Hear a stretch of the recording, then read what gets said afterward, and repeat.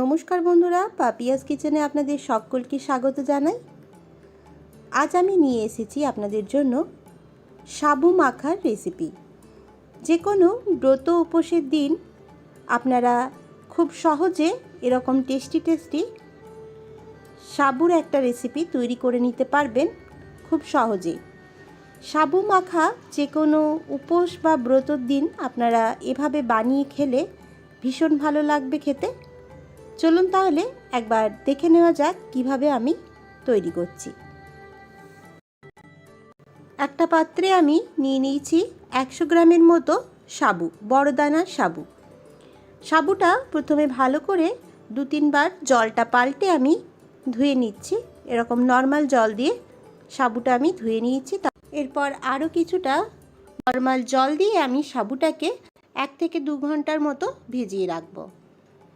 মোটামুটি 1.5 ঘন্টার পর আমি সাবুটা চেক করে নিচ্ছি। দেখুন সাবুদানাগুলো আমার অনেকটাই ফুলে গেছে আর বেশ নরম হয়ে খুব সুন্দরভাবে ভিজে গেছে। এরপর সাবুটা আমি ফলের সাথে আর কিছু সন্দেশ বা মিষ্টির সাথে এটাকে মাখবো। তার জন্য আমি 2টো এরকম পুজোর যে কাঁঠালি কলা হয় সেই কাঁঠালি কলা আমি নিয়েছি। এরপর কলার খোসাগুলো আমি ছাড়িয়ে কলাগুলোকে এভাবে হাতে করে চটকে নিচ্ছি। আমি এখানে 2টো কলা ইউজ করছি।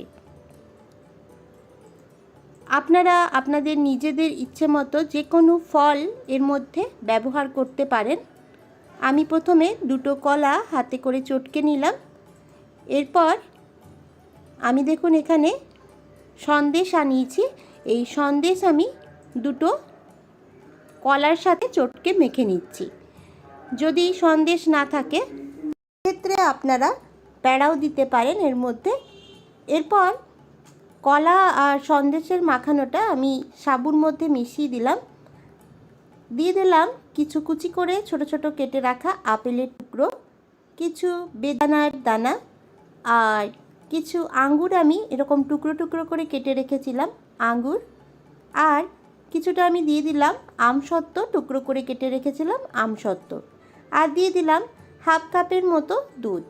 দুধটা একেবারে আমি দিয়ে দিলাম না, আমি প্রথমে অল্প একটু দিলাম, তারপর মাখিয়ে নিলাম। যদি প্রয়োজন হয় তাহলে আমি আরও একটু দেব। দিয়ে দিচ্ছি 1 চা চামচের মতো একটু চিনি। মিষ্টিটা অবশ্যই নিজেদের স্বাদ অনুযায়ী দেবেন।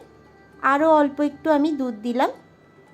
এখন আমের সিজন নয় তাই আমি আমসত্ত্ব ইউজ করেছি। যদি আমের সিজনে আপনারা এটা বানান তাহলে অবশ্যই কিন্তু আম এর মধ্যে দিতে পারেন, তাহলে আরও ভালো লাগবে খেতে। তাছাড়াও নারকেল কোড়া বা নারকেলের টুকরো আপনারা এর মধ্যে দিতে পারেন। সাবু মাখানো আমাদের রেডি হয়ে গেছে। এরপর আমি ওপর থেকে ছড়িয়ে দিলাম কিছু কুচি করে কেটে রাখা কাজু বাদামের টুকরো, আর যে সমস্ত ফলের টুকরোগুলো আমি ব্যবহার করলাম আপেল, বেদানা, আঙ্গুর, সেগুলো আরও কিছুটা করে আমি ওপর থেকে ছড়িয়ে দিচ্ছি যাতে সুন্দর দেখতে লাগে। যে কোনো ব্রত উপোসের দিন আপনারা এভাবে সাবু মাখা তৈরি করতে পারেন, ভীষণ ভালো লাগবে খেতে আর খুব সহজেই তৈরি হয়ে যাবে।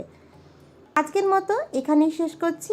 আমার আজকের ভিডিওটি কেমন লাগলো অবশ্যই কমেন্ট করে জানাবেন। ভিডিওটি ভালো লাগলে অবশ্যই লাইক করবেন। নতুন বন্ধুদের কাছে অনুরোধ রইল চ্যানেলটি সাবস্ক্রাইব বেলটা অবশ্যই প্রেস করবেন যাতে করে আমি যখনই কোনো নতুন ভিডিও দেব সবার আগে পৌঁছে যাবে আপনাদের কাছে। ভালো থাকবেন, সুস্থ থাকবেন। ধন্যবাদ।